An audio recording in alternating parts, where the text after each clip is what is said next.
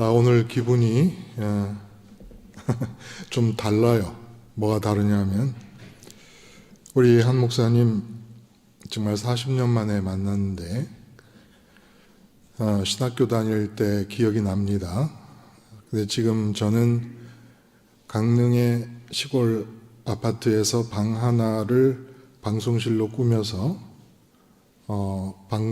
유튜브 방송을 하고 있는데, 우리 한 목사님 들어올 때 보니까 이 전체 경계가 3만 평이 넘는 자리에다가 이런저런 믿음을 중심으로 하는 그런 좋은 조직들을 이렇게 함께 운영하고 계시고, 또 같이 협조하여 주님의 나라를 위해 애쓰는 모습을 보니까 저하고 너무 비교가 되잖아요. 저는 5평도 안 되는 방에서. 근데 이런 생각을 하게 된 이유가, 여러분의 목사님이 학교 다닐 때도 성도를 섬기는 것을 너무 좋아해서 교육전도사를 하고 이러면서도 교회 가서 생활을 하시느라고 학교 수업을 많이 참여를 못 하셨어요. 근데 어떻게 이렇게 훌륭한 목사가 됐을까요?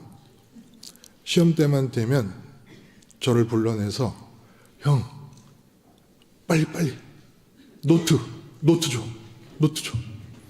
그래서 제 기억으로는 전 4학년 모든 시험 과목을 제 노트를 가지고 공부를 했는데 점수가 저랑 비슷하게 나와요.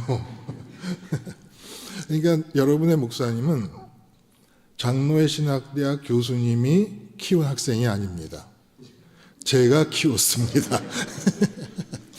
그래서 여러분의 목사님에게 마음을 아프게 하는 교인이 있다 그러면 제 마음이 아파요.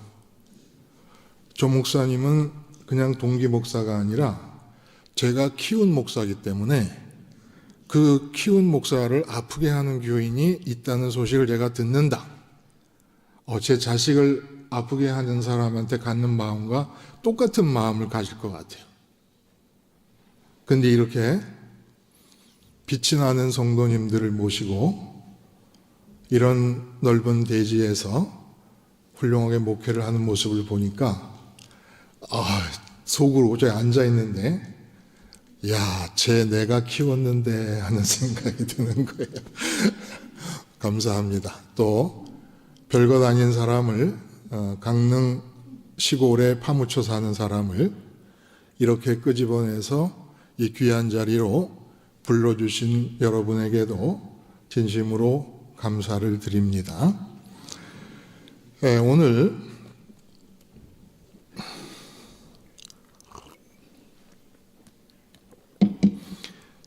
우리가 함께 읽은 그 본문 중심으로 예수님 따르는 법과 그 결과라는 제목의 말씀을 함께 나눕니다. 예수님 따르는 법과 그 결과. 예수님 따르는 것은 그냥 다른 말로 하면 예수님 믿는 거예요. 그리고 또 본문에는 따르는 것, 믿는 것, 섬기는 것을 같은 의미로 사용합니다. 예수님 믿는다. 그럼 예수님 따르는 것이고, 예수님을 따르는 게 예수님을 섬기는 거예요. 이제까지 내가 예수를 믿은 지가 얼만데 이제 예수님 따르는 법을 들어서 무엇을 하겠느냐라는 생각을 할 수도 있습니다. 나는 예수 따르고 있는데, 나 예수 잘 믿고 있는데.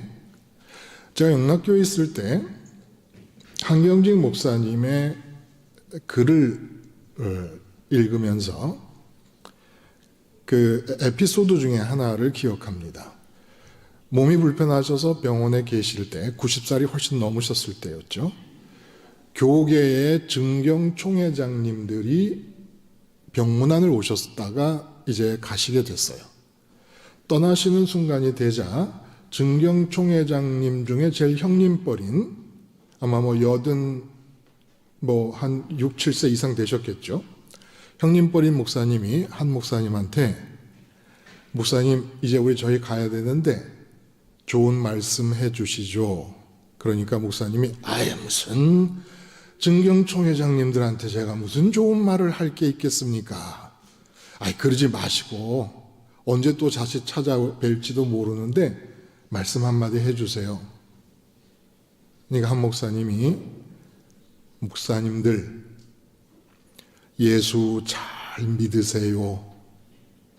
이게 목사님들을 향하여 한 목사님이 하신 마지막 말씀이었습니다.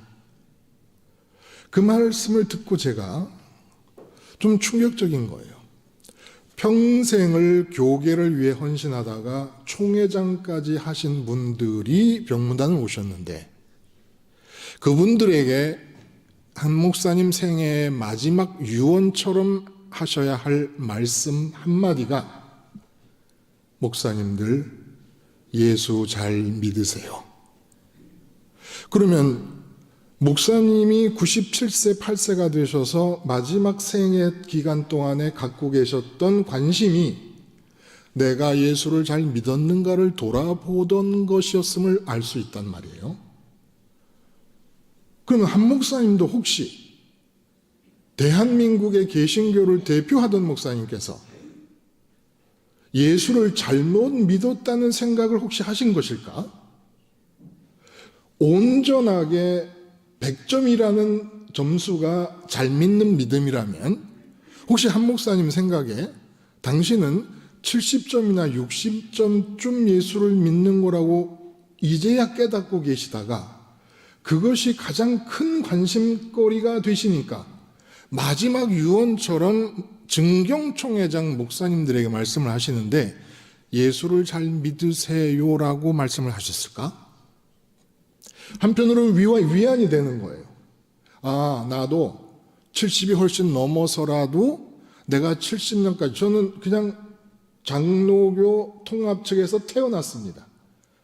유아 세례를 받고 세례 받고 그리고 목사가 되고 통합 그냥 장로교맨이에요. 그런데 이렇게 70평생을 살고 나중에 돌이켜 봤을 때 예수님을 내가 평생 믿은 게 잘못 믿었다고 생각이 들면 아, 한 목사님의 이 에피소드를 기억해서 나도 돌이키면 되겠구나라는 위안도 되더라고요. 그러나 한편으로는 무서운 거예요. 도대체 예수 믿는 게 뭔데 한경직 목사님이 마지막 생애의 마지막 구간에 내가 예수를 제대로 믿었는가를 관심하셨을까?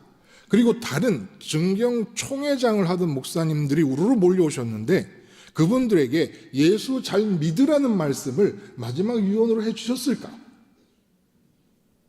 겁나는 거예요. 그분들이 한 목사님이 한참 개신교를 대표하고 활동하실 때 내가 예수를 잘 못 믿지라는 생각을 하셨겠습니까? 자, 그러면 무엇 때문에 예수 믿는 일이 교계를 대표하며 모든 교인의 모범이 된 삶을 사시다가도 혹시 내가 잘못 믿는 것은 아닐까라는 생각을 하게끔 할까요? 예수 믿는 것에 어떤 요소가 우리로 하여금 그렇게 돌이켜보지 않으면 안 되게끔 만드는 것일까? 무섭잖아요? 오늘 본문에 보면 26절에 사람이 나를 섬기려면 나를 따르라.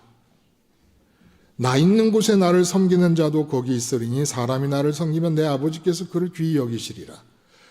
이 얘기는 지금 본문을 다 같이 읽었으니까 여러분 짐작하시겠지만 이제 예수님이 십자가에서 못 박혀 죽으셔야 되는 순간이 가까워진 상태에서 하신 말씀입니다. 근데 제자들에게 하시는 이 말씀 중에 이상한 것은 왜 나를 따르라는 말을 새삼스럽게 제자들에게 하실까? 이미 3년 동안 제자들은 예수님을 따랐잖아요. 그러면 이렇게 말씀하셔야 돼요. 너희가 3년 동안 나 따라오느라고 고생 많았다. 이제 내가 종착역에 다다랐으니까 너희가 상상도 하지 못할 은혜와 구원의 경험을 하게 될 것이다. 이렇게 얘기해 주셔야 되잖아요. 근데 3년 동안 이미 집 버리고 가족 버리고 예수님을 따랐던 제자들에게 새삼스럽게 십자가에서 못 박혀 죽기 직전에 나를 따르라는 말씀을 하시는 이유가 뭘까요? 왜냐? 3년 동안 제자들은 예수님을 따라본 적이 없는 겁니다. 한 번도. 어떻게 예수님을 안 따를 수가 있지? 집을 나와서 예수님만 따라다녔는데? 여러분, 이 점이 80년을 예수를 믿고도 예수를 잘못 믿고 끝내게 하는 요소라는 것이에요. 잘못 믿었는데 잘못인지도 모르고 끝나버립니다. 어떤 면이 그럴까요? 80억 중에 한 20억이 예수 믿는 사람일까요? 천주교까지 합쳐서?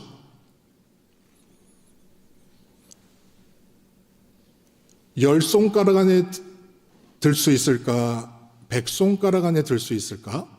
예수 따르는 사람이 없습니다. 예수 믿는 사람 중에, 예수 믿는 목사 중에, 예수 믿는 장로와 권사와 집사 중에 예수 믿는 사람 중에 예수 따르는 사람이 없어요. 그럼 뭐하고? 나 예수 따르는데? 예수님을 따르는 것과 예수님을 앞세우는 것을 혼동하고 있어요. 모든 사람이. 예수님을 앞세운다는 건 뭘까? 양떼와 목자로 비유를 하자면 이런 거예요. 목자가 앞에서 걸어갑니다. 근데 양들이 뒤에 쫓아가면서 어이 목자, 그 오른쪽이 아니고 왼쪽으로 가. 왼쪽으로 가라니까, 오른쪽이 아니라니까. 양들이 목자에게 뒤에서 방향을 정해주면서 앞세우는 것입니다. 따른다는 것은 양들은 예수님이 어디로 나를 끌고 가는지 모르는 거예요. 양들이 보는 것은 예수님만 보고 뒷모습만 보고 따라가는 겁니다. 그럼 이걸 우리의 믿음으로 우리의 생활 현장으로 갖고 오면 예수님을 앞세운다는 게 뭘까?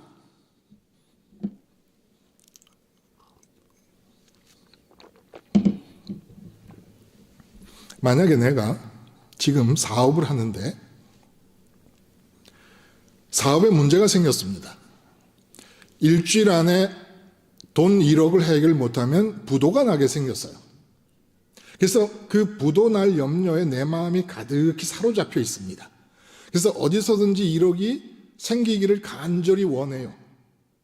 그게 내 마음에 1차적으로 내 마음을 꽉 사로잡아요. 그리고 예수를 부르고 예수의 이름을 찾고 예수님께 기도합니다. 그러면 내 마음에 1차적으로 내 마음을 사로잡고 있는 그 사업 문제가 예수님을 앞세우게 될 수밖에 없어요. 건강 문제가 생겼어요. 그래서 내 마음에 건강이 회복됐으면 좋겠다라고 하는 소원이 생겨요. 이렇게 이 세상을 향해서 어떤 소원이 생기면 그 소원이 1차적으로 내 마음에 달라붙어 있는 상태에서 예수님을 부르면 예수님은 그 소원을 위해서, 소원이 해결되는 목표점을 위해서 예수님을 앞세워서 가는 게 될 수밖에 없습니다.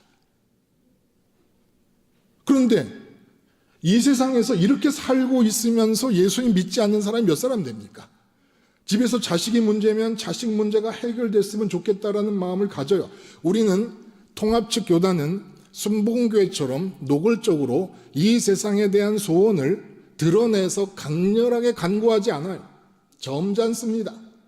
근데 실제로 은근히 내 속마음으로 이 세상에 대해서 어떤 문제 해결이나 가졌으면 좋겠다는 소원이나 이런 것들이 마음에 먼저 자리를 잡고 나면 예수님을 불러도 하나님을 불러도 모두 내가 원하는 그 소원이 해결되는 목표점을 향해서 예수님을 앞세우면서 목자 대신 예수님 뒤에 따라가는 양으로서 예수님 이번 구간은 사업, 부도, 해결, 목표를 향해 가는 겁니다. 앞세울 수밖에 없어요.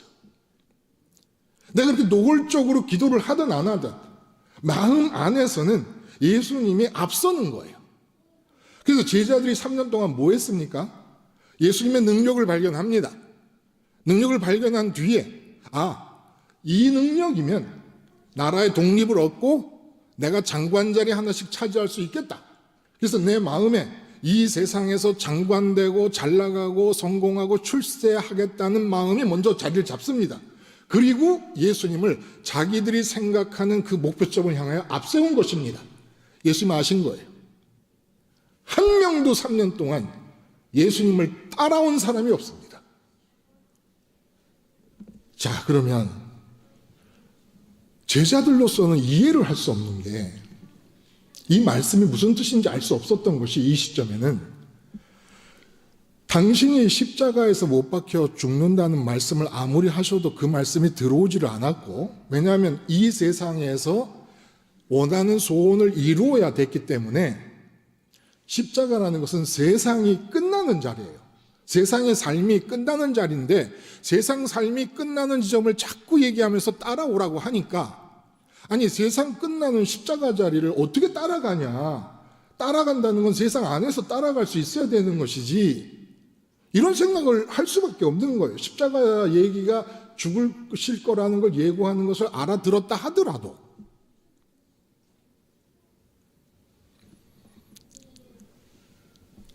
여러분, 십자가에서 죽으실 걸 말씀하시면서 나를 따라오라고 하시면 어디로 따라가라는 거예요? 응? 그래서 이 십자가에서 못 박혀서 모든 사람을 내게 부르신다 그래요. 그러면 십자가에서 죽고 나면 세상 바깥으로 나가시는 건데, 죽었으니까 부활도 세상 바깥으로 나가신 거예요. 안으로 다시 들어온 게 아니라, 나사로가 다시 살아난 것은 죽었다가 세상의 삶으로 다시 들어온 것이지만 예수님의 부활은 세상에서 세상 밖으로 나가버리신 것입니다. 왜? 세상 안에 있으면 문이 다 잠겨 있는데 그냥 문도 안 열었는데 벽을 뚫고 이렇게 들어오실 수가 없어요.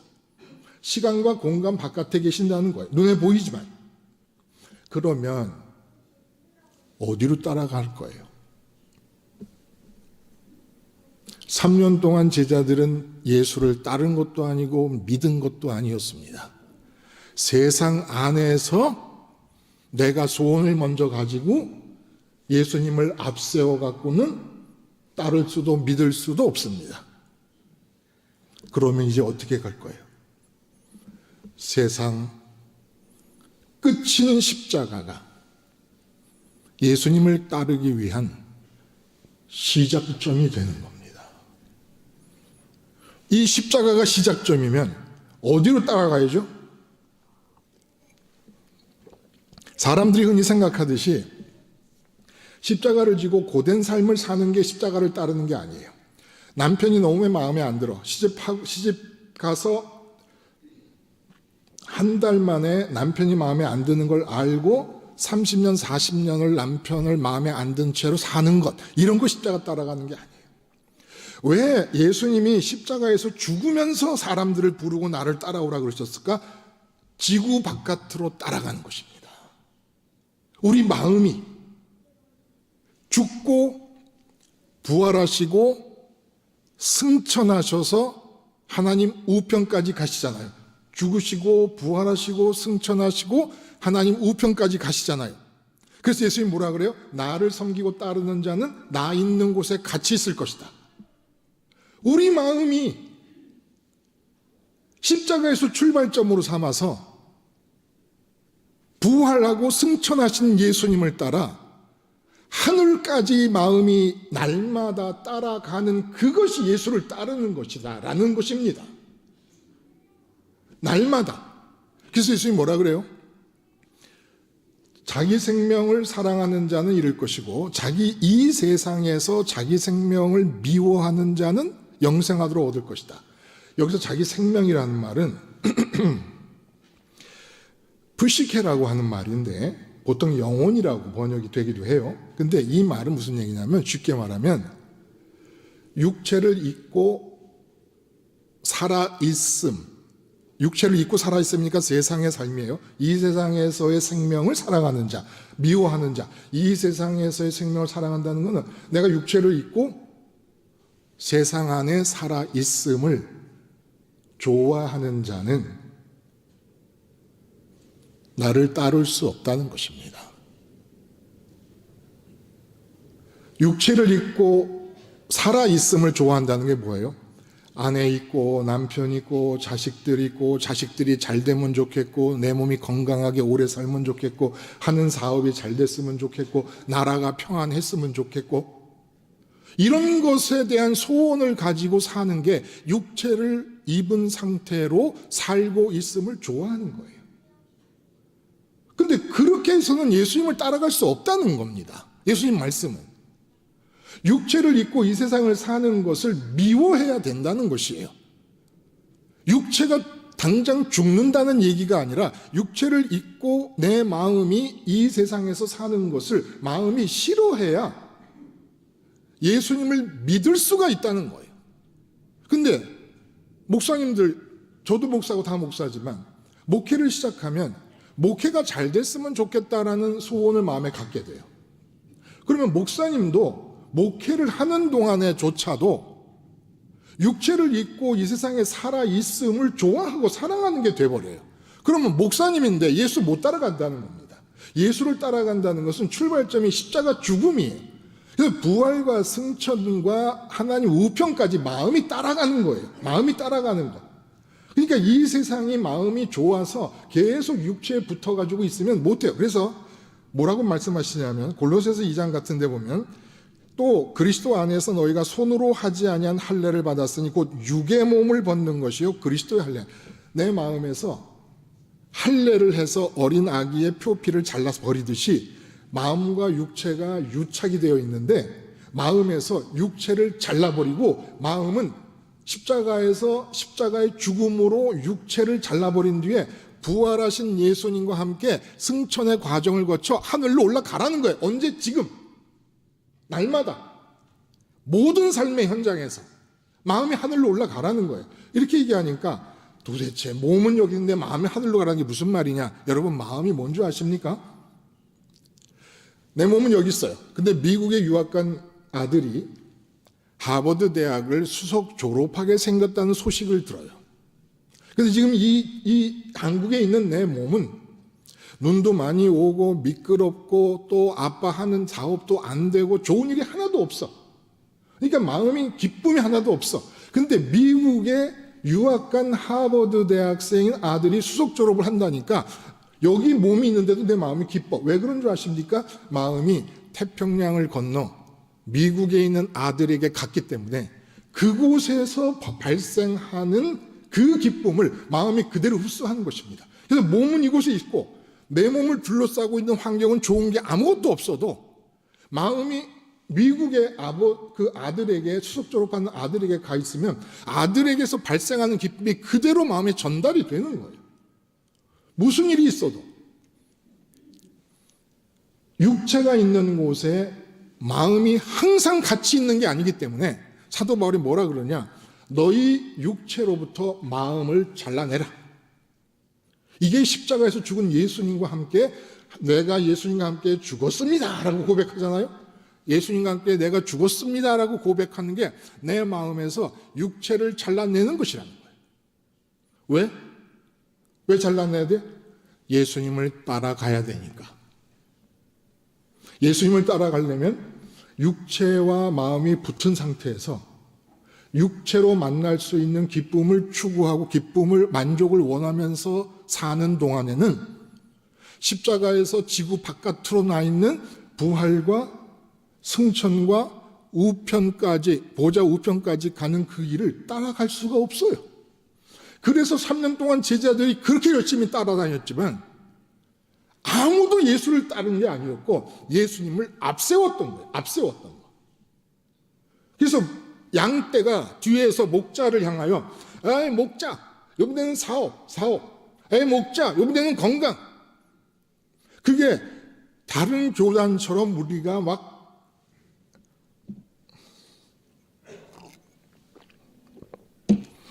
노골적으로 그런 세상 일을 간구하고 이러지 않아도 은연중에라도 내 마음에 이미 세상을 향한 소원이 먼저 마음에 붙은 다음에는 골로새서의 말씀처럼 마음과 육체를 잘라내는 할례가 안 되는 거예요. 이게 예수님이 원하시는 것은 십자가에서 다 모든 사람을 부를 것이다. 그럼 십자가에서 부르면 어떻게 되는 거예요? 같이 죽자는 겁니다. 마음과 육체가 붙어서 살고 있는 이 삶을 끝내자는 거예요. 그래서 마음이 분리돼서 예수님의 죽고 부활하시고 승천하신 그 예수님의 몸을 내 마음이 입고 올라가라는 거예요, 하늘에. 그래서 여러분, 로마서나 갈라디아서 이렇게 얘기해요. 오직 예수 그리스도로 옷 입고, 또 갈라디아서에서도 그리스도로 옷 입었느니라. 왜 그리스도라고 할까? 왜 그리스도라고 하는지 아세요, 여러분? 예수님을? 예수님도 우리처럼 인간으로 오셔서 몸 하나를 입고 인간이 되셨습니다. 근데 예수님의 차이점은 뭐냐면 십자가에서 죽고 부활하고 승천하셔서 보좌 우편까지 이르신 그 예수님의 몸은 그리스도예요. 그리스도라는 것은 그 예수님의 하나의 몸이 십자가에서 예수님과 연합하는 수백, 수만, 수십만, 수억의 사람들이 마음으로 입을 수 있는 몸이 된다는 거예요. 그래서 우리 몸은 아무리 우리 몸을 내줘도 다른 사람의 마음이 우리 몸을 입을 수가 없어. 근데 예수님을 왜 그리스도라고 그러냐면 분명히 한 인간으로 태어나셨지만 예수님의 몸은 십자가에서 죽음부터 시작해서 부활의 과정, 승천의 과정, 하나님 보좌 우편까지 이르는 과정 속에 예수님의 몸이 있을 거 아닙니까? 그 몸은 예수님과 십자가에서 내가 함께 죽은 자입니다라는 고백을 생활 속에서 해나가는 모든 사람의 마음이 예수님의 몸을 입고 하늘로 가는 거예요. 이게 예수님을 따르는 것이고, 예수님이 뭐라 그래요? 나를 따르는 자는 내가 있는 곳에 나와 함께 하리라. 그러면 아버지께서 귀중히 여기시리라. 무슨 말입니까? 내 마음이 십자가에서 주님, 저는 이 세상에 대해서 주님과 함께 죽은 자입니다. 그러면 내 마음이 예수님의 몸을 입어요. 그러면 부활할 때 예수님의 몸 안에 내 마음이 들어있어요. 그래서 사도 바울은 그리스도 예수 안에서 계속해서 그리스도 예수 안에서라는 얘기를 해. 근데 우리는 막연하게 그리스도 예수 안에서라는 게 무슨 말일까? 그냥 예수 믿는다는 얘기겠지. 예배당 안에 들어가면은 그리스도 예수 안에 있는 거겠지. 이런 식으로 생각할 수도 있어요. 근데 아니에요. 우리 마음이 우리 육의 몸을 벗고 육의 몸을 할례하듯이 잘라버리고 십자가에서 예수님의 몸을 입고 부활 때 예수님의 몸을 입고 우리 마음이 같이 부활하고 같이 승천하고 같이 우편까지 가면 하나님이 보실 때 앞에 예수님 몸이 있어요. 근데 그 예수님 몸 안에 한양국이라는 사람의 마음이 들어가 있어. 그럼 하나님 어떻게 치냐? 한양국이로 보는 게 아니라 예수님이 독생자이기 때문에 독생자처럼 여기신다는 거예요.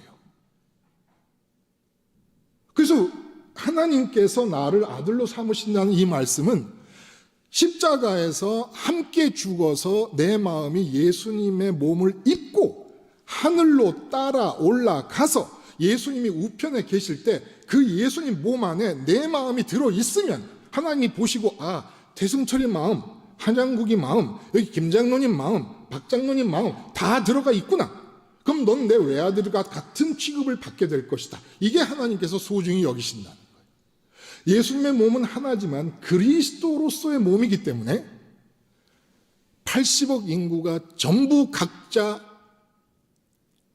십자가에서 예수님과 함께 세상에 대해서 죽어서 이 세상에서 살아있음을 싫어해서 하나님 아버지 계신 곳으로 예수님을 따라 끝까지 가려고 마음을 먹는다면 예수님의 몸은 누구에게나 여러분 한 사람 한 사람의 마음이 입는 자가용 몸이 된다는 것입니다.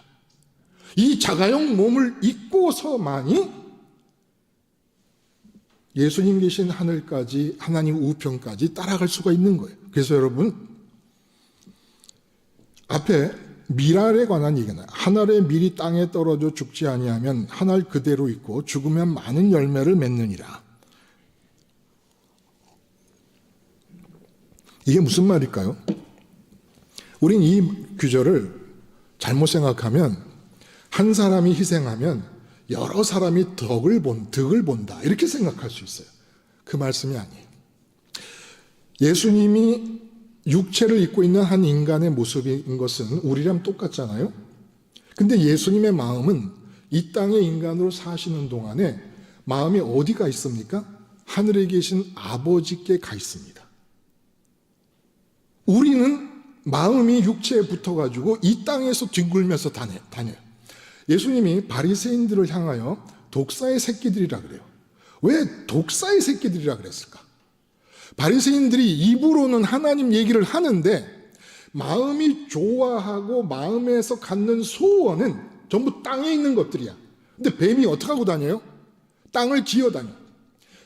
하나님의 이름을 부르는 자가 그 마음으로 가지고 싶고 이루고 싶고 소원하는 것은 전부 땅에 있어. 그러면 이 세상에서 살아있음을 너무 좋아하는 거야.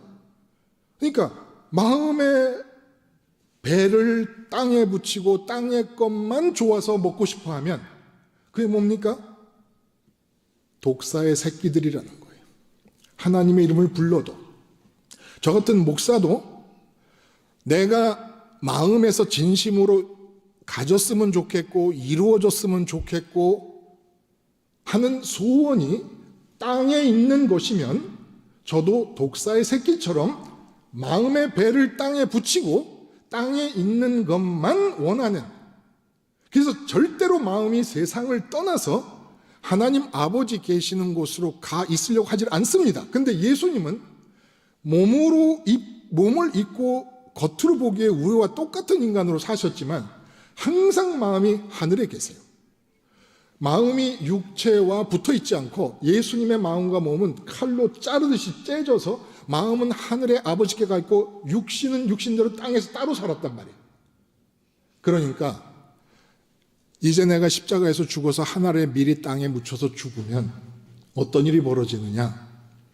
나와 똑같이 마음은 세상 밖으로 나가 하늘에 계신 하나님께 가 독생자의 자리에 있게 되고, 왜냐하면 내 몸을, 예수님이 내 몸을 입고 하늘에 머물게 되고, 나처럼 몸은 이 땅에서 살아가는 나와 똑같은 형태의 수많은 사람들이 생겨날 것이다. 그러니까 예수님을 하늘의 밀알로 비교하면 그걸 심어서 많은 열매들이 맺게 되면 전부 심었을 때의 밀알과 모습이 똑같지 않습니까? 하늘의 밀알이 떨어져 땅에 떨어진다는 건 바로 모든 사람에게 보편적으로 적용되는 희생해서 많은 사람의 덕을 끼쳐라는 그런 말씀이 아니라 예수님 한 분에게만 해당되는 말씀인 거예요. 내가 십자가에서 죽어서 사람들을 부를 것이다. 그래서 십자가로 와서 사람들이 나와 함께 연합을 하잖아? 그러면 내가 부활하고 승천할 때 그 사람 마음을 끌고 올라갈 거야. 그러면 내가 이 세상에 살 때 마음을 하늘에 계신 아버지께만 두었던 것과 똑같이 그 사람도 이 세상에 살고 있는 동안에 마음을 아버지께만 두게 될 것이야. 그러니까 내가 이 세상에 살 때 그 하늘의 밀알의 모습과 똑같은 밀알들이 지금 여기 몇 명입니까? 이 수만큼 생겨야 될 것이다. 그런데 이 중에서 예수님처럼 육체로 이 세상에 살아있음을 싫어하고 십자가에서 세상에 대해서 죽어서 십자가에서 마음이 육체를 할례하듯이 잘라버리고 그리스도 몸을 입고 예수님의 몸을 입고 하늘에 올라가서 하나님 앞에 내 마음이 머물러 있는 사람이 몇 명일까요? 자, 그러면 이런 질문을 해봐요. 왜 우리는 마음이 이 세상을 떠나서, 육체는 멀쩡히 살아있는데 살아있는 동안에 육체를 떠나서 이 세상을 떠나서 아버지께로 가야만 하는 것이냐? 왜 그러냐? 보니까 아버지의 영광, 아버지 이름에 영광이라는 단어가 나와요. 그러면 여러분 영광이 뭔지 한번 생각해 봐요. 제가 물 마실 동안 영광이 뭔가 한번 생각해 보세요. 자, 아셨어요? 영광이 뭐지요? 하나님의 영광, 하나님 이름의 영광, 영광 참 많이도 들었어요. 그 영광이 뭡니까? 할렐루야, 영광. 영광은 말 그대로 영화로운 광채예요. 근데 하나님이 영광을 받으신다라고 하는 뜻은 무슨 뜻이냐 하면, 지금 바깥에 예배당에 들어오지 않고 있는 많은 사람들의 의식에서는, 그 사람마다 의식의 무대가 있잖아요. 의식이라는 게 있잖아요. 그 의식에서는 하나님께 조명이 비치지 않아요. 뭐냐면 그 사람 의식에서는 하나님이 어둠 속에 있어. 의식을 안 한다는 거예요. 근데 하나님께 영광이 돌아간다는 거는 우리 의식에서 하나님이 조명을 받고 계실 뿐만 아니라 1등을 한다는 거예요. 올림픽에서 1, 2, 3등이 있어요. 금메달, 은메달, 동메달. 근데 은메달, 동메달 이름은 잘 몰라. 금메달만 알아. 그럼 금메달에게 영광이 돌아간 거예요. 사람들은 금메달만 의식을 해. 그 이름을 기억을 해. 그러면 예수님을 통해서 하나님께 영광이 돌아갔다는 건 무슨 얘기입니까? 이 하나님의 영광을 위해서 우리가 세상을 나가야 된다는 거예요. 예수님을 따라가려면. 우리 마음에서 하나님이 의식의 무대에서 항상 1등을 해야 된다는 거예요. 자, 그러면 한번 질문해 볼게요. 아까 말씀드린 대로 사업이 위태롭다.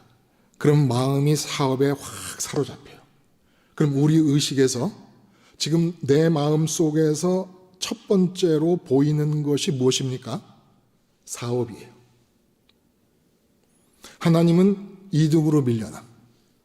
근데 미국 가서 공부한다는 아들, 딸 소식이 안 좋은 소식이든 좋은 소식이든 들려와. 그러면 사업이 1등인데다가 그 아들, 딸 소식이 내 마음에서 의식의 무대에서 1등을 하고 조명을 받아. 그러면 사업이 어려운 거는 2등으로 밀려. 근데 당장에 친정 어머니가 치매가 왔대. 그래서 요양소에 간다 그래. 그러면 친정 어머니의 문제가 내 마음에서 1등이 돼버려. 그러면 사업 문제, 자식 문제가 2등, 3등으로 밀려. 이렇게 생활을 살다 보면 일어나는 문제마다 그때그때 내 마음의 의식에서 영광을 받는 1등의 문제, 1등의 사람, 1등의 조건, 환경 이런 것들이 다 들어와. 그러면 이제 삶의 현장에서 여러분 마음속에서 하나님은 몇 등입니까? 마음에서 자식이 먼저 보이면 하나님은 자식에게 밀려, 건강이 먼저 보이면 건강에 밀려, 사업이 먼저 보이면 사업에 밀려, 돈 문제, 인간관계 문제, 아니면 여전도의 회원 같으면 주일날 올 때조차도 예배 끝나고 나면 여전도의 회의를 해야 되고 바자회를 해야 되고 뭐를 해야 되고 해서 마음의 바자회니 뭐 여전도의 임원회니 그 임원회에 하나님이 밀려. 생활 현장에서 하나님은 영광은커녕 2등, 3등, 4등, 5등, 6등, 7등, 8등 밀려서 올림픽에 꼴등한 사람은 참전했는지도 모르는 것과 마찬가지로 내 마음속에서 살아계신 하나님은 몇 등인지도 몰라. 삶의 현장을 살다 보면. 그러면 예수 믿는 게 아니라는 겁니다. 예수를 믿는다는 것은 삶의 현장 어디에서든지 간에 십자가에서 예수님과 함께 연합하는 것이고, 예수님의 몸, 그리스도의 몸이니까 내 마음이 육체를 벗고 예수님의 몸을 입는 것이고, 그리고 부활과 승천을 따라 하늘로 올라가면, 마음이 하늘로 올라가서 예수님 안에 머물고 있으면 예수님과 하나님 사이에 아무도 끼어 있지 않잖아요. 그러니까 내가 예수님 안에 마음이 있으면 항상 하나님이 내 마음에서 1등이 될 수밖에 없다는 거예요. 그러니까 예수님이 십자가 사건이 구원 사건인데, 십자가에서 죽으시면서 다 내게로 부를 것이고 이제부터 나를 따라가자라고 한 것은, 나를, 내 몸을 너희 마음이 있고 나를 따라오면 내가 하나님 우측에 있을 것이고, 너희 마음이 내 몸을 입고 우측에 있으면 언제 어디서 이 몸이 이 땅에서 누구를 만나든 무슨 환경을 만나든 무슨 문제를 만나든 항상 하나님이 너희 마음에서 1등으로 남아있을 것 아니냐. 그러다 너희 마음이 이 땅에 머물러 있으면 절대로 너희 마음에서 이 세상에 일이 생길 때마다 하나님의 등수는 밀려서 마치 하나님은 있지도 않은 사람인 것처럼, 있지도 않은 존재인 것처럼 저 멀리 100등, 1000등까지 밀려날 수도 있다. 그렇게 되면 어떻게 되느냐? 아예 하늘에 계신 하나님은 1000등쯤으로 밀어내고 교리로만, 생각으로만, 개념으로만, 단어로만 하나님을 기억하는 겁니다. 단어로만. 실제 살아계신 그 하나님을 내 마음이 지금 여러분이 저를 만나고 쳐다보고 있듯이 그렇게 만나지를 못하고 개념으로만 이해, 개념으로만, 단어로만 이해를 해버리고 교리로만 이해를 해버려. 만날 수가 없거든. 마음이 이 땅에 머물러 있는 한은. 그래서 주님이 십자가에서 죽으시면서 이제부터 나를 따르는 것이다. 내가 땅에 살아있으면서 이기적 행하고 저기적 행하고 하면은 너희는 이 땅에서 이루고 싶은 것들 때문에 하나님이 안 보여. 하나님은 몇 등인지도 몰라. 하나님이 그렇게 취급을 받아도 될 수 있는 분입니까? 삶의 현장에서 예를 들어 이렇게 예를 들어봅니다.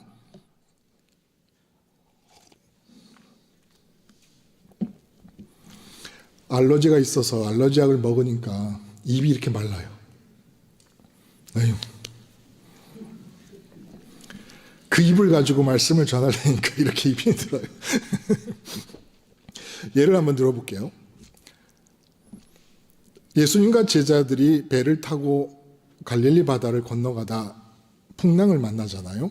근데 풍랑이 너무 압도적입니다.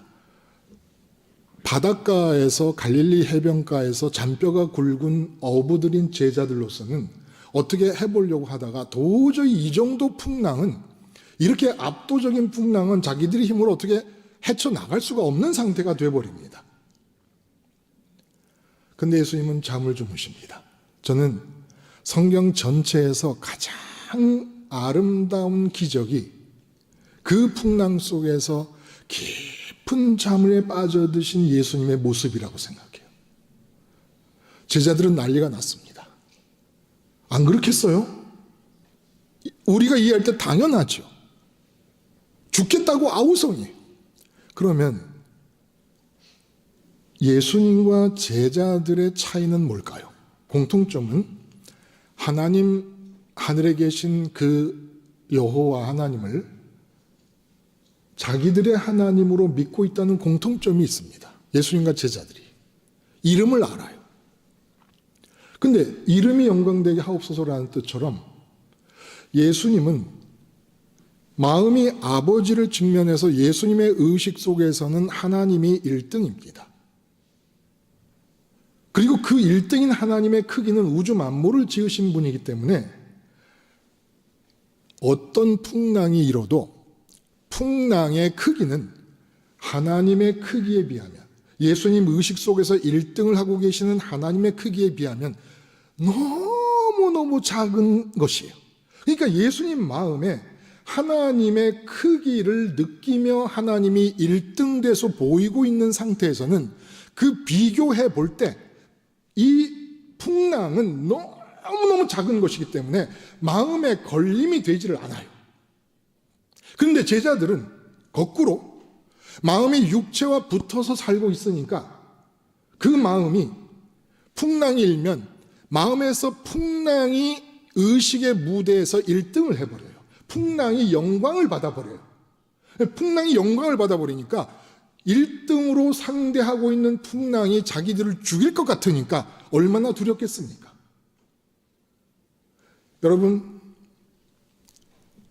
돈 문제가 생기고 건강 문제가 생기고 자녀 문제가 생기면 풍랑이에요. 그럼 우리는 새벽기도 나와가지고 목사님 아무리 기다려도 돈 벌 수 있다, 건강할 수 있다라는 설교를 안 하셔. 그러니까 몰래 새벽기도 나와가지고 기도해. 하나님 이 문제를 해결해 주시옵소서. 그러면 새벽기도 한 2시간 하는 동안에 우리 마음의 의식에서 1등을 하는 것은 전부 돈 문제. 돈 문제가 영광을 받는 거야, 내 마음속에서. 1등을 하니까. 그리고 하나님의 이름을 불러. 그러니까 그 하나님의 이름은 개념이고 단어고 교리인 거예요. 실제 하나님은 우주를 지으신 하나님으로 우주보다 더 커. 그 우주 안에서 내가 만나고 있는 돈 문제라는 풍랑은 너무너무 작아. 근데 그 하나님을 본래의 크기대로, 아니, 본래의 크기 중에 극히 일부분만이라도 내 마음이 느끼고 바라보며 의식의 무대에서 하나님이 1등을 했더라면 삶에서 느끼는 돈 문제는 그 크기가 너무 작게 느껴지기 때문에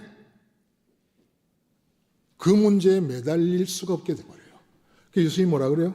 잠에서 깨어나서 믿음이 없는 자들아.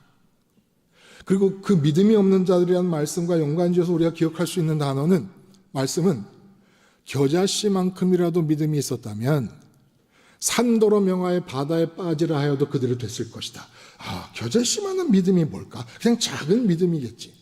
그냥 작은 믿음이 아니에요. 겨자씨만한 믿음이라는 이 단어는. 그럼 무슨 뜻이냐? 하나님의 크기가 어마어마하잖아. 우주 만물보다 더 크잖아요. 그러면 그 우주 만물 중에 겨자씨로 비유될 수 있을 만큼만한 하나님의 크기의 부분만을 내 마음이 가져와.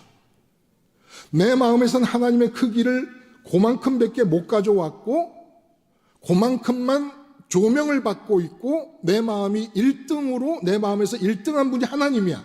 근데 나의 마음에서 느끼는 건 아주 작아. 너무너무 무한하게 큰 하나님의 조그만 부분이야. 겨자씨만큼 작은 부분이야.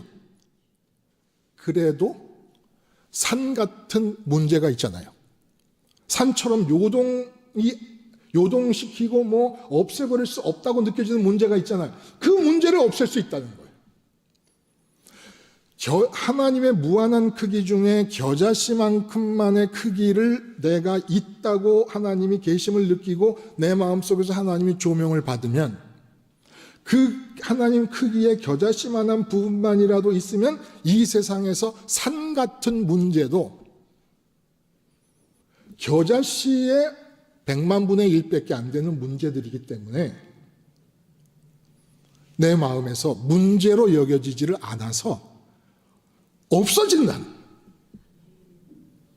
그러니까 지금 예수를 잘못 믿는 이유가 뭐냐면 문제가 생기면 문제를 해결해 달라고 기도하는 중에 문제가 영광을 받아. 근데 그렇게 믿는 게 아니라 하나님의 그 크기 중에 일부라도 내 마음이 1등으로 느껴서 지금 내가 당하고 있는 육체로 당하고 있는 이 문제들은 하나님, 내가 느끼는 하나님 크기에 비하면 티끌처럼 작은 것이 되게 해 주시옵소서. 지금 느끼는 돈 문제가 티끌처럼 여겨지도록 하나님을 크게 느끼게 해주세요. 하나님을 많이 느끼게 해주세요. 하나님을 실제로 실감하게 해주세요. 이렇게 기도를 해서 산더러 명하여 바다에 빠지라 하면 문제가 없어진 거 아닙니까? 내 마음에서 하나님 크기가 너무 커져가지고 문제가 문제로 느껴지지 않아야 된다는 거예요. 그게 구원이지. 어떻게 예수 믿는 사람들이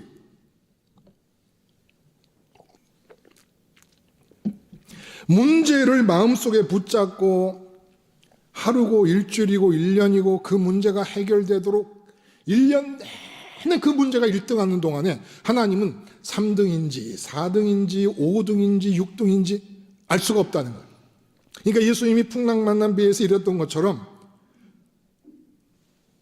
하나님께 영광을 돌린다는 건 이 세상의 몸이 어떤 문제에 임하더라도 예수를 따라가서 그 문제를 소원하려는 마음 갖지 말고 예수를 따라가서 마음이 하나님을 직면하고, 마음이 하나님을 내가 있다고 느끼고 있다고 실감하는 거예요. 있다고 교리로 고백하는 게 아니라 마음에서 있다고 실감하면서 하나님의 크기대로 점점점 크게 느끼게 되면 이 세상에 문제일 게 없다는 거예요. 그러니까 문제가 다가오면 문제가 영광받게 하지 마요. 돌려버려. 롯의 아내가 돌아보다가 망했잖아요. 그러니까 문제가 생기면 문제에서 눈을 떼버려. 그리고 문제가 아니라 하나님이 영광받아야 된다. 그럼 어떻게 해야 되냐? 내 마음이 이 세상을 떠나요. 어떻게 떠나냐? 십자가에서 함께 죽어야 된다. 그리고 부활 승천하신 예수님을 따라 마음이 하늘로 올라가게 해 주시옵소서. 예수님의 몸을 입고 하늘로 가서 하나님을 직면하게 해 주시옵소서. 하나님을 직면하여 하나님을 지금 여러분과 제가 바라보듯이 그렇게 바라보며 하나님의 살아계심을 실감하며 하나님의 크기를 많이 느끼게 해 주시옵소서. 어느 정도로 많이 느끼게 해 줄까? 하나님 그러시면 지금 있는 문제가 되지 않을 만큼이라도 하나님을 크게 느끼게 해 주시옵소서. 감히 하나님을 1등으로 봐야 될 내 의식이, 내 마음이 이 세상의 문제 같은 곳에 다 뺏겨버리고 말아버린다는 거예요. 여러분, 베드로가 똑같은 사내들인 법정에 있었습니다. 다 아시는 얘기잖아요. 예수님이 심판받을 때 너무너무 무서워서 예수님을 3번 부인하고 저주까지 합니다. 그런데 십자가에서 예수님이 죽는 모습을 봐요. 충격이었어요. 죽은 분이 부활하신 것을 만났어요. 충격이죠. 그리고 자기들이 보는데 보는 앞에서 예수님이 하늘로 올라가십니다. 충격인 거예요. 이 충격을 받으면서 죽음의 충격으로 세상을 빠져나와, 십자가 충격으로, 부활의 충격으로 세상 바깥에서 다른 대상을 찾게 된 거예요. 근데 하늘로 올라가니까 하나님이 계신 곳으로 마음이 예수님을 따라 그대로 빨리 들어가는 거예요. 모든 제자들이. 예수님을, 그러니까 마치 공항에서 한시도 못 보면 죽을 것 같은 애인이 유럽의 지사 일 때문에 떠날 때, 자기 나 헤어지기 싫은데 잠깐 있어. 내가 2달만 일 끝내고 곧바로 돌아올 거야. 그러면 공항에서 이 한국에 남아있는 애인의 마음은 유럽으로 떠나는 그 애인의 마음을 따라 유럽으로 가버리는 겁니다. 그런 것처럼 제자들은 충격적이었던 거예요. 보는데 예수님 하늘로 올라가. 부활하신 예수님이. 그러니까 마음이 전부 하늘로 올라가 버렸어. 그리고 나서 산헤드린에 다시 서게 됩니다. 그때 산헤드린 회원들이 뭐라 그래요? 다시는 예수를 전하지 말라. 그러니까 베드로가 뭐라 그래? 살아계신 하나님 앞에서 너희 말 듣는 것이 옳은지 하나님 말씀 듣는 것이 옳은지 너희가 판단하라. 그러면 이전에 산헤드린 때 예수님이 재판받을 때는 하나님이 없었나? 그때도 하나님은 계셨는데, 지금과 마찬가지로 똑같이 하나님은 계셨는데 뭐가 다를까? 예수님이 승천하심을 따라 마음이 예수님과 붙어서 하늘로 올라가 버렸으니 무슨 일이 일어난 겁니까? 베드로 마음이 하나님을 직면하며 산헤드린 공회 때 이전에는 마음이 땅에 있었기 때문에 산헤드린 공회가 예수님을 죽일 수도 있다라는 그 권력 앞에서, 그 권세 앞에서 무서워 벌벌 떨었던 거예요. 그러니까 산헤드린의 권세가 영광을 받고 1등이 돼버린 거야. 하나님은 몇 등인지 몰라. 그런데 예수님을 따라 하늘로 올라가고 나니까 하늘에서 마음이 하나님을 바라보고 있어. 예수님 몸을 입은 상태로 하나님을 직면하고 있어. 그러니까 마음에서 지금 하늘에 올라간 마음이니까 하나님이 막 1등인 상태로 조명을 쫙쫙 받고 있어. 근데 어디서 뭔가 아득하게 산헤드린 소리가 들려. 베드로, 너 예수 전하면 넌 죽는다. 까마득하게 들려. 우리 돈 문제가 생겨. 돈이 외치는 거야, 우리를 향해. 너 나를 우습게 알면 안 돼. 돈 없으면 너는 망할 거야. 하는데 마음이 예수님 따라 하늘로 올라가서 하나님을 직면하고 있으니까 그 돈 소리가 까마득하게 들려. 몸이 여기저기 찌그렁 빠그렁 아파와요. 옛날 같으면 뭐 간에 좋은 약, 심장에 좋은 약, 뭐 뼈에 좋은 약, 관절에 좋은 약, 온통 약만 찾아. 근데 마음이 예수님 따라 하늘로 올라가고 나니까 건강이 외치는 거예요. 내 몸의 건강을 무시하지 마라. 장수가 최고다. 건강이 잃으면 다 잃는 것이다 하는데 아무리 건강히 외쳐도 내 마음에서 조명을 받지 못해. 영광을 받지 못해. 왜? 예수님을 따라 마음이 하늘로 올라가서 하나님을 뵙고 있으니까 하나님이 찬란한 조명 가운데 하나님이 계신다. 하나님의 존재감. 지금 여러분 마음속에 제 존재감이 엄청날 거예요. 보고 있으니까. 이렇게 삶의 현장 어디에 직장이든 가정이든 무슨 일을 만나든 하나님의 존재감이 묵직하게 자리 잡니다. 이 하나님의 존재감이 마음의 자리를 잡으면 몸으로 만나는 무슨 일이 땅에서 벌어져도 요동할 수가 없다. 왜? 내 마음이 예수님 따라서 하늘로 올라갔으니까. 그러면 궁금할 거예요. 마음이 떠나서 올라갔지만 몸으로 남아있는 삶에는 여전히 돈 문제, 건강 문제 다 남아있지 않냐, 실제로. 내가 마음으로 하나님을 크게 느껴서 그게 아무것도 아닌 문제가 되었더라도 문제는 그냥 남아있을 거 아니에요. 그럼 어떻게 될까? 문제는 계속 남아있을까? 예수님이 뭐라 그래요? 참새 한 마리가 땅에 떨어짐도 아버지께서 주관하시는 것이다. 그리고 너희에게 있어야 될 것을 너희가 기도하기 전에 먼저 알고 계신다. 이거 장난이에요? 그냥 하는 말이에요? 자, 그럼 무슨 일이 벌어지나 봐요. 내가 돈 문제가 생겼는데 돈 문제가 내 마음에서 영광받는 것을 못 견디겠어. 이제는 감히 돈 문제 따위가 어떻게 내 마음에서 1등을 할 수가 있어. 그래서 예수님과 함께 돈 문제에 시작해서 죽어. 생활 현장에서. 그러면 부활 승천을 따라 예수님의 몸으로 하늘로 올라가면 하나님을 만날 수밖에 없어. 그래서 기도하는 거예요. 왜냐하면 내 죄 때문에 세상 것을 너무 좋아해요. 그러니까 싸우지 않으면 하나님께가 붙어 있을 수가 없어. 그래서 내 마음에서 아버지 주님을 입고 십자가에서 세상에 대해 죽게 하시고 내 마음이 하늘로 올라가서 돈 문제가 티끌처럼 느껴질 만큼 하나님을 크게 느끼게 해주세요. 기도해요. 싸움이에요. 기도는 그냥 저절로 되는 게 아니란 말이에요. 그러면 돈 문제는 어떻게 될까요? 하나님이 손을 댈래도 그전에는 손을 댈 수가 없어. 여러분이 당한 모든 문제는 하나님께 다 계획이 있습니다. 다 기도 안 해도 돼. 여러분의 문제는, 이 육체로 만나는 문제는 기도 안 해도 돼.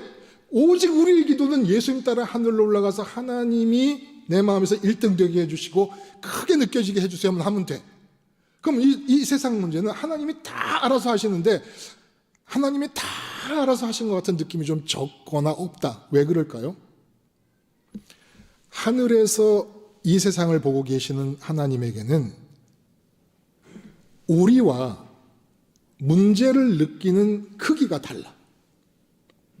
제가 캐나다에 있을 때 로키 산맥을 안으로 들어가서 로키 산을 바로 앞에 두고 보면 웅장함을 말할 수가 없어요. 그래서 어떤 분은 그 로키 산맥의 웅장함을 보고 이민을 온 사람도 있어. 근데 제가 비행기를 타고 밴쿠버 공항에 내리기 위해서 로키 산맥을 넘어갈 때 그 비행기 아래서 보면 그 웅장한 로키 산맥이 성냥개비 하나만 해. 그러면 어느 크기가 진짜 크길까요? 로키 산맥은. 앞에서 바라볼 때 웅장함이 진짜 크길까? 비행기에서 바라볼 때 느끼는 그 성냥개비만한 게 진짜 크길까? 그러면 우리가 땅에서 느끼는 문제를 하나님이 바라보실 때 그 문제의 크기는 어느 정도일까? 작겠지요. 그러면 하나님은 위에서 우리가 느끼는 문제를 작은 문제라고 여기며 계획을 세우시는 거예요.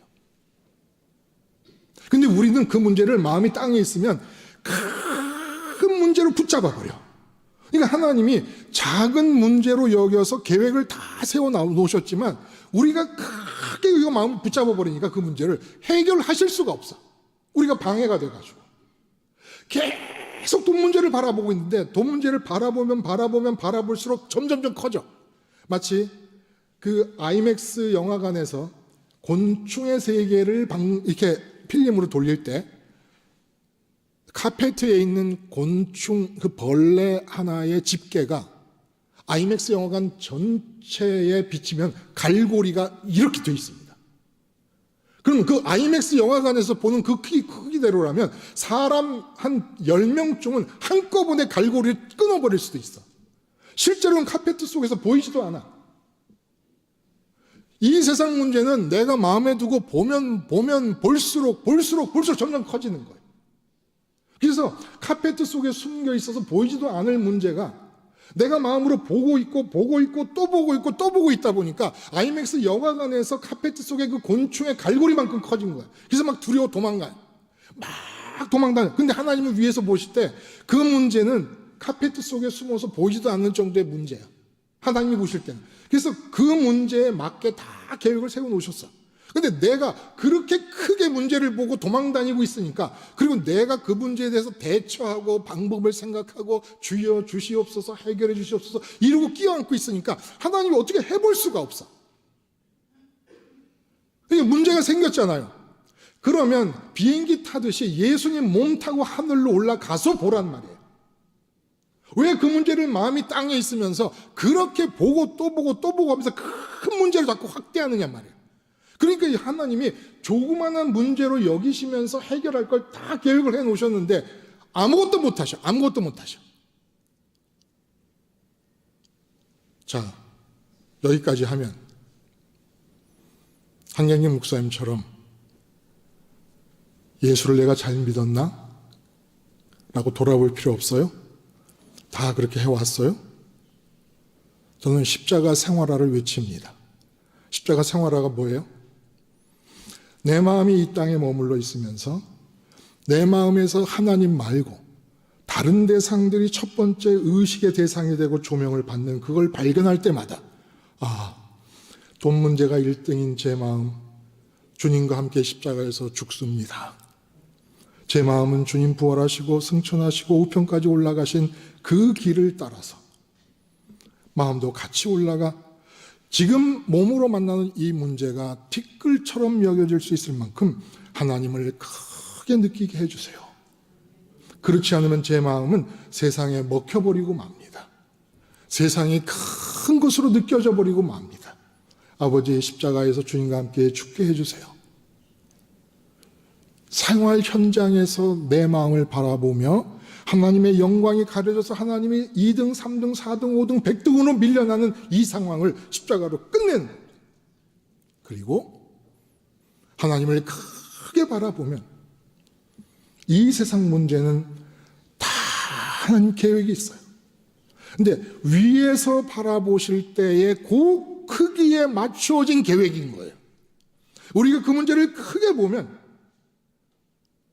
절대로 하나님의 계획을 수행해 나갈 수가 없습니다. 그래서 제가 마지막으로 예언해요. 예언 같은 거 저 안 하는데 해요. 목사님이 50분만 하라 그랬는데 벌써 훨씬 시간이 넘어가 버렸어. 나 이제 큰일 났어.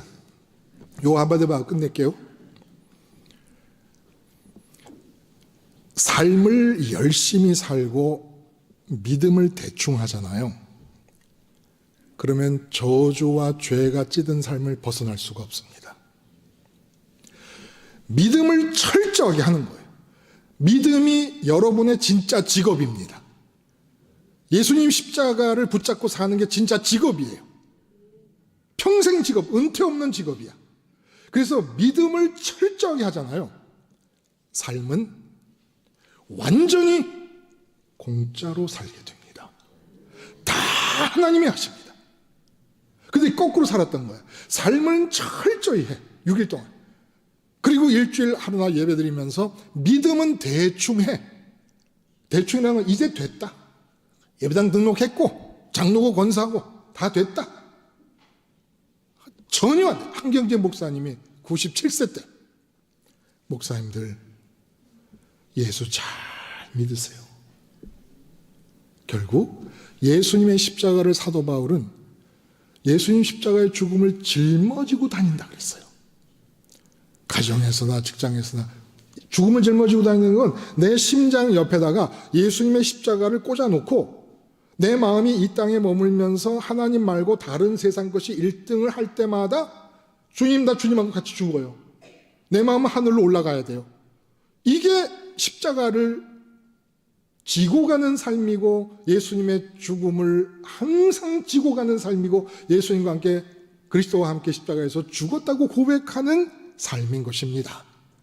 아무쪼록 제가 진짜 사랑하는 제 마음의 살 같은 우리 목사님과 너무너무 소중한 우리 성도님들 모두가 예수님을 따르는 이 길에서 절대 오류 없이 모두가 매일매일 저는 강릉에서 우리 한 목사님과 여러분들은 각자의 초소에서 마음이 전부 예수님 십자가에 와서 함께 머물러 있게 되기를 바랍니다.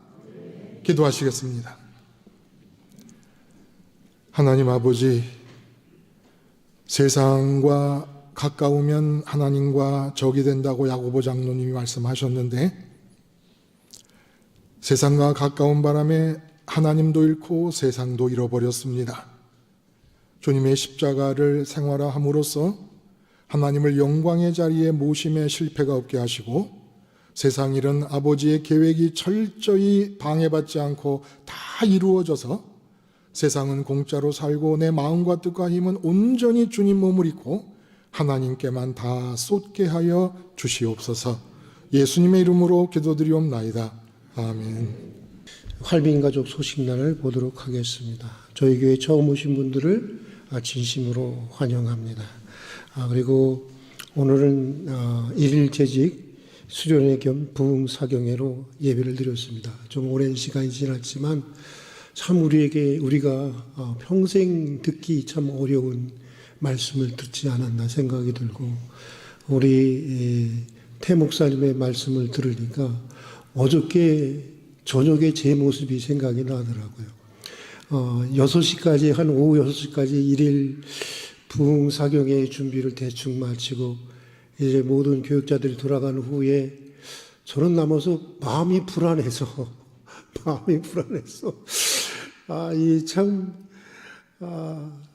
그냥 갈 수가 없더라고요. 그래서 요 앞에 남아서 이렇게 기도를 드리는데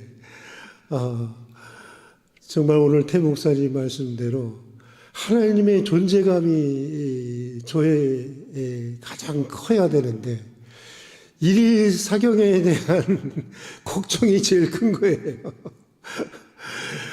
찬양은 잘 될 수 있을까? 또 몇 분이나 오실 수 있을까? 여러 가지 생각들, 근심들, 걱정들. 가만히 보면 제 마음의 가장 중심적으로 차지하고 있는 것은 존재감은 하나님이 아니라 목회예요, 목회. 그렇게 근심하고 걱정하는 동안에 제 마음속에 이런 생각이 들더라고요. 야, 하나님이 꼭 그렇게 부르는 것 같았어요. 너는 나를 얼마나 믿니? 그러시는 것 같았어요. 그리고 한참 한 1시간 반, 2시간 정도 씨름하다가 평안한 마음으로 내려갔습니다만은 참 우리 그렇습니다. 우리 예수 믿지만 하나님의 존재감이 얼마나 되는지 정말 목사로서도 늘 부끄럽지만 또 도전해야 할 큰 과제가 아니겠는가. 늘 주님을 따를 수 있는 우리 활빈교회 성도들이 될 수 있기를 주님의 이름으로 축복합니다. 네, 그리고 우리 교회 모임 오늘 금요기도회는 안수 집사 주관으로 드리고요. 식당 설거지 담당은 사라요전도에서 맡아서 하시겠습니다. 그리고 우리 환우들을 위해서 선교 후원하는 교회를 위해서 그리고 2월의 중보기도 제목을 위해서 기도해 주시기를 바랍니다.